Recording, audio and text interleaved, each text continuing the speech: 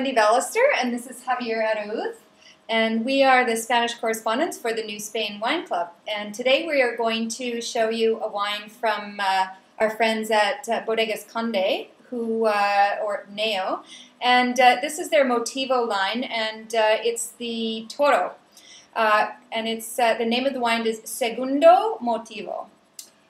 Okay, Toro is one of the DOs from Castilla-León. Well, the best known of the whole lot is Ribera del Duero. All of you have heard about it. And there are also other DOs like Bierzo, etc. You know, and this wine is also made from the typical modern, let's say, varietal in that part of Spain, which is Tempranillo. Tempranillo takes many names, and there is called Tinta de Toro, right? It could also be called Tinta del País, whatever, you know. But we're talking about Tempranillo, so that you can place the wine. And in Toro, the amazing thing about the way Tempranillo expresses itself is that it's so absolutely different. And when you look at all the different expressions of Tempranillo in the different DOs of Spain, Toro is the one DO where you get this absolutely gigantic, muscular wine. So we're going to taste through this wine and describe it to you, and you'll get a bit of an idea of what we're talking about. Okay, go ahead.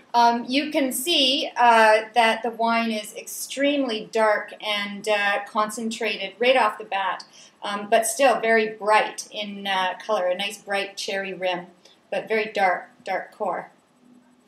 You see there?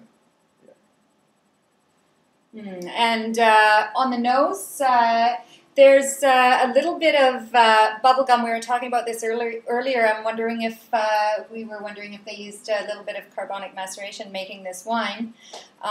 For sure, they do a little bit of pre-fermentation maceration just to get the most fruit that they can out of the wine. But I mean, it's just the fruit is jumping out of the glass in this wine. Yeah. Nice dark black plums and black raspberries, and it's a more powerful and darker expression of Tempranillo than in Ribera del Duero, or definitely in Rioja, La Mancha, other different areas where they grow a lot of Tempranillo. Yeah, this wine is made Dio Toro. It belongs to the province of Zamora, which is just the other side of the border, the Portuguese border, from the Douro Valley, and this wine. The aromas of this Tempranillo really remind me a lot of the Tinta Roriz, which is the variety, you know, what they call Tempranillo there. And in the Douro Valley, Tinta Roriz is one of the main grapes that they use to make the new Douro wines now, and the ports as well.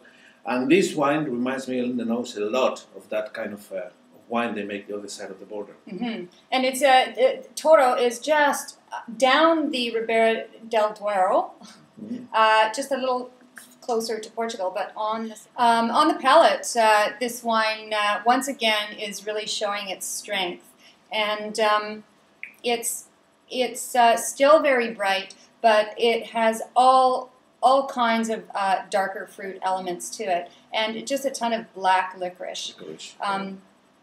And the tannins are big. It fills your mouth, but even still, it's not so astringent. They're not astringent tannins. You know, they're still approachable. And this is the amazing thing about Tempranillo. Even in the area where you're making the most gigantic wines, you can still drink them young.